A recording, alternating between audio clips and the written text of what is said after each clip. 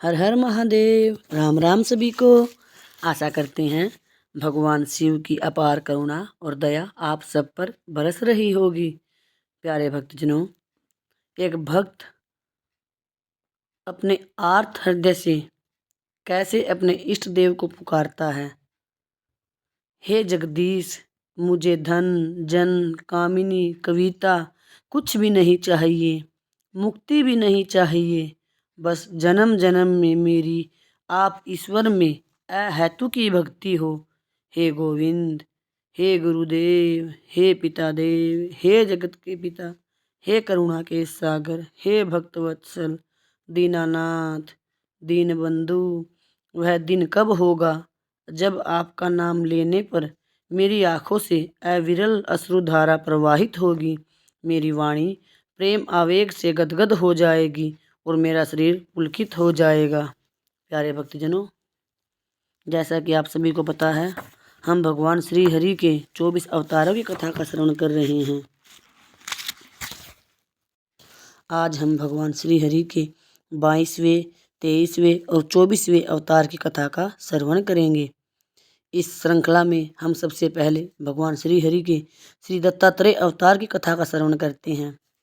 महर्षि अत्रि की तपस्या से चित्रकूट में माता अनुसूया के गर्भ से भगवान दत्तात्रेय के रूप में प्रकट हुए।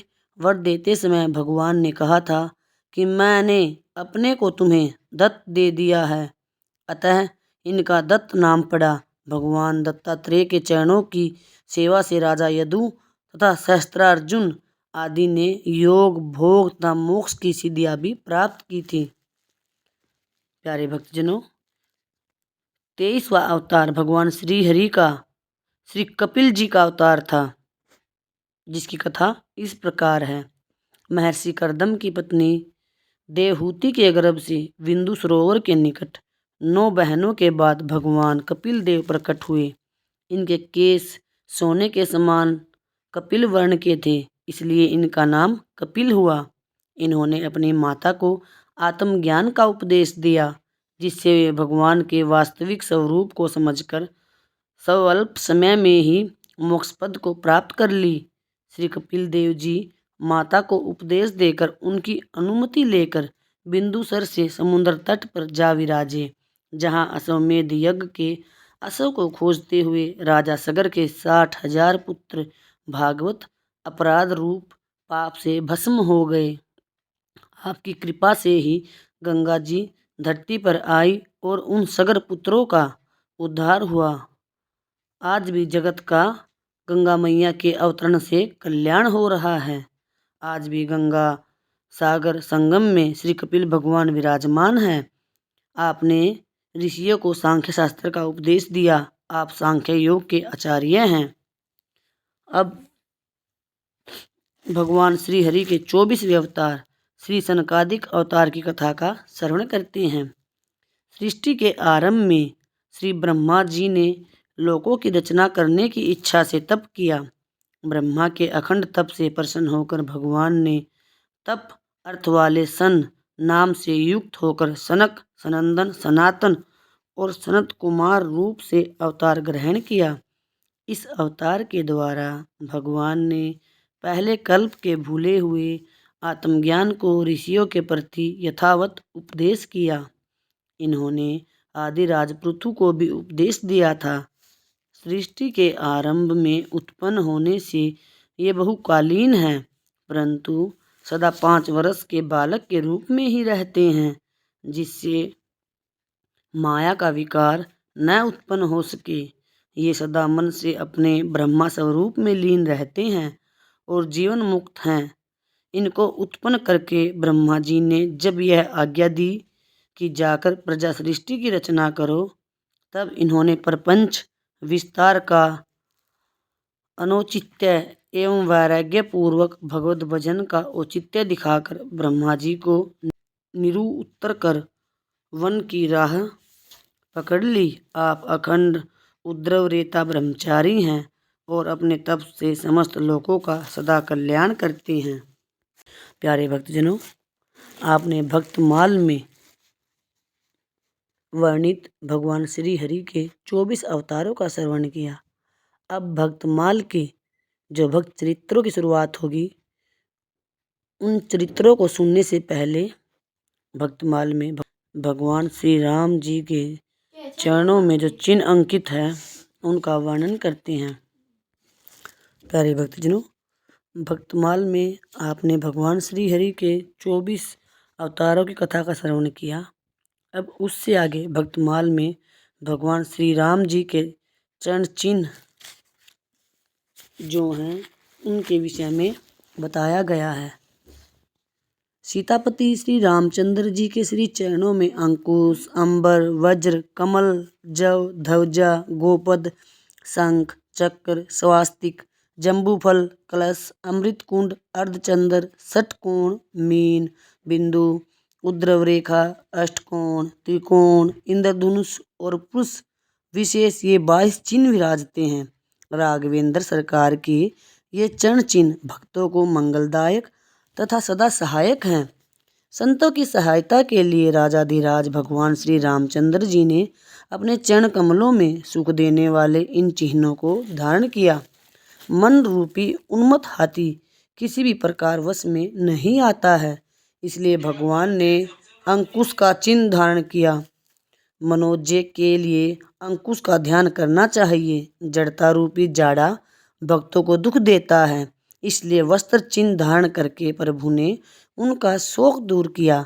भक्तजन ध्यान करके सुख प्राप्त करे। इसी प्रकार पाप रूपी पहाड़ों को फोड़ने के लिए वज्र का चिन्ह और भक्ति रूपी नवनिधि जोड़ने के लिए कमल का चिन्ह धारण किया। इनका ध्यान कीजिए। जव चिन्ह के धारण का कारण सुनिए।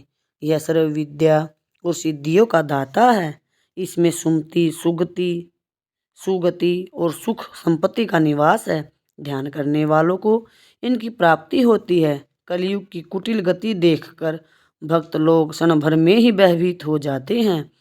विशेष करके उनको निर्भयता का विश्वास दिलाने के लिए भगवान ने अपने चरणों में ध्वजा का चिन्ह धारण किया है। चतुर भक्तजन यदि हृदय के नेत्र गोपद चिन्ह में लगाए तो अपार भवसागर गाय के खुर के समान छोटा सा सहज पार करने योग्य हो जाता है और सभी संसारी कष्ट मिट जाते हैं।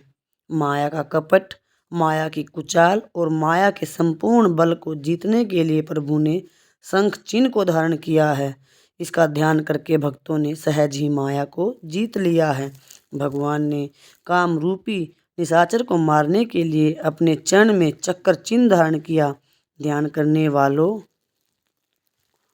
के लिए मंगल और कल्याण के लिए स्वस्तिक रेखा धारण की। ऐसा मानिए, अर्थ, धर्म, काम और मोक्ष चारों फलों का फल जम्बू फल मंगल करने वाला और अनेक प्रकार की कामनाओं को पूर्ण करने वाला है। इसका नित्य ध्यान कीजिए। अमृत का कलश और अमृत का कुंड ये चिन्ह इसलिए धारण किए कि ध्याता के हृदय में भक्ति रस भरे। ध्यान नेत्र के कटोरे से पीकर सदा अमर रहे। भक्तजन मन में ध्यान करे। अर्धचंद्र के धारण का कारण यह जानिए कि वह ध्यान करने वालों के तीनों तापों को नष्ट करे और भक्ति को बढ़ाए। काम आदि विषय रूपी सांप शरीर रूपी बाम्बी में बसते हैं, वे भक्तों को न डसे, इसलिए यह उपाय किया कि अष्टकोण, षटकोण और त्रिकोण यंत्र चिन्हों को धारण किया। ऐसा जानकर जिसने हृदय में इनका ध्यान किया वे विषय रूपी सांप से बचे और जीवित रहे, अर्थात उनका निरंतर भगवान में प्रेम बना रहे। भगवान श्री रामचंद्र जी ने अपने चरण कमल में मीन और बिंदु चिन्हों को वशीकरण यंत्र बनाकर धारण किया। इसी से बहुत से भक्तों के मन हरे जाते हैं। संसार रूप सागर अपार है, जिसका कोई पार नहीं पा सकता, इसलिए उद्रव रेखा धारण कर पुल बांध दिया है। ध्यान करने वालों के हृदय में सहज ही संसार सागर पार कर जाने की क्षमता आ जाती है। श्री राघवेंद्र सरकार ने अपने चरणों में इंद्रधनुष का चिन्ह धारण करके ध्यान करने वाले भक्तों का दुख दूर किया और रावण आदि अहंकारियों के अहंकार का भी धनुष से नाश किया। सो प्रसिद्ध है। पुरुष विशेष चिन्ह अपने पद कमल में बसाया। उसका कारण सुनिए और श्याम सुंदर को प्राप्त करने की अभिलाषा कीजिए। उनका कथन है कि हमारा भक्त यदि सरल मन वाला, सत्य सरल वचन वाला और शुद्ध सरल कर्म वाला हो तो इसी पुरुष चिन्ह के समान मैं चरण शरण में रखूँगा। जो जन बुद्धिमान हो, रूप संपत्ति के रसिक हो, वे पूर्व वर्णित इन श्री चरण चिन्हों का हृदय में ध्यान करके मुख से भगवान के नामों का उच्चारण करते रहें। प्यारे भक्तजनों, आप सभी की भगवान श्री हरि, श्री राम और मेरे प्रिय इष्ट देव भगवान शिव जी के चरणों में आपकी भक्ति दिनों दिन बढ़ती रहे। आप सभी ने अपना कीमती समय देकर इस कथाओं का श्रवण किया, इन कथाओं का श्रवण किया, इसके लिए आप सभी का कोटि कोटि धन्यवाद। राम राम सभी को। हर हर महादेव।